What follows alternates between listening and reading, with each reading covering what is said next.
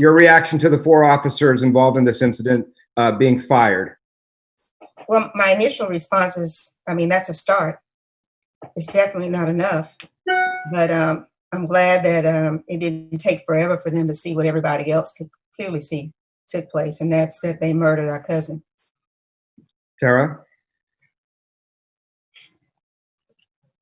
It's just shocking.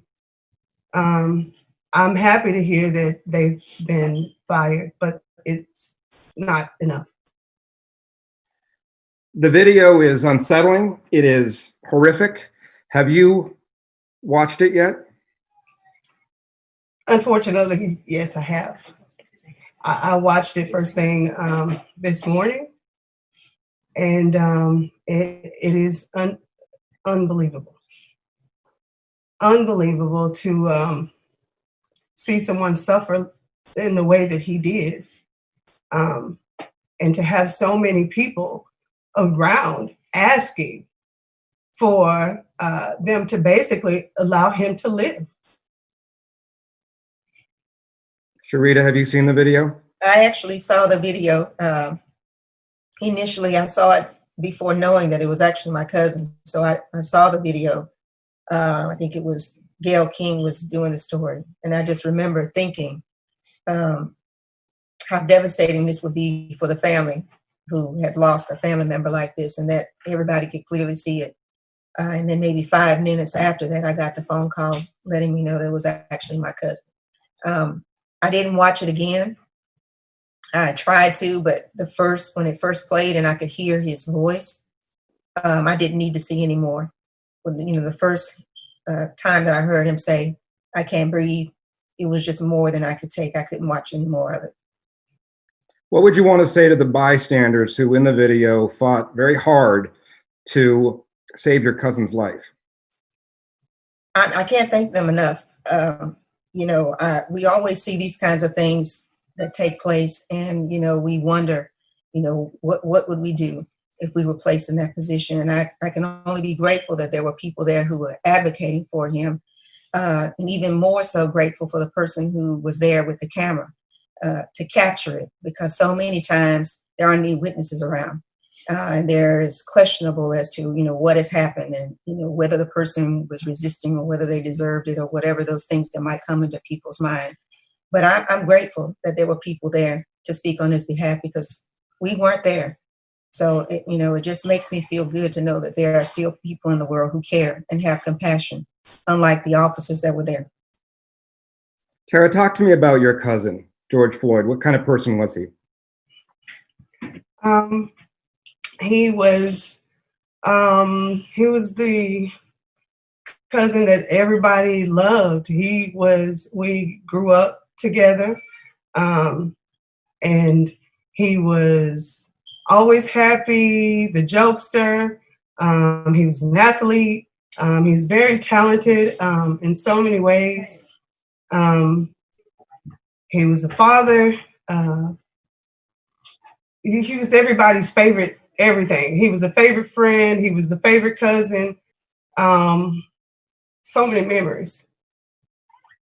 Sharita, as Tara mentioned, he was a father. He has a daughter. How is she doing? Have you spoken to her? I have not. She's taking it very hard. I spoke with her mother this morning, and she's, not doing well. He was not just a distant cousin. He was someone that you two actually grew up with, right? Yeah. Yes. He was, our families, we have a large family, let's just say that in the first place. But my mom and his mom were sisters. And, we moved to the Houston area because my aunt, because they were here. So we were close.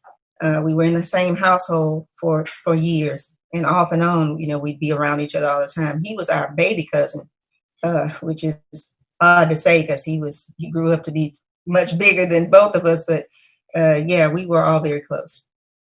Ben, let me get your reaction to the firing of these 4 officers that we just heard about. It's a good first step that the mayor came and terminated these officers for this unnecessary unjustifiable killing. I mean, it was 8 minutes.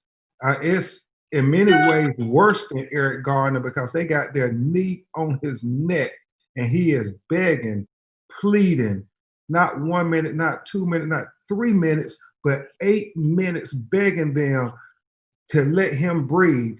And so now we have We Can't Breathe again in 2020. And it just takes you back to Eric Gardner. And now we have George Floyd, another black man saying to the police, I can't breathe, and him not being offered any humanity. I think the officer should be charged with murder. It's clear that he was begged by the public bystanders to take his knee off of George's neck. And those other officers should also be charged as accomplice to a murder. They were supposed to protect and serve citizens like George. We in Black America, we are done dying at the hands of the people who are supposed to protect and serve us. The spokesperson for the Minneapolis police released a statement saying that George physically resisted the officers. Is that going to play a big role in this case? The city of Minneapolis is apparently going to try to justify the unjustifiable. We all saw with our own eyes a man murdered because of their excessive force. There is no question about it. It was their excessive force that killed George Floyd. And we say we are done dying to the police who are supposed to protect and serve us.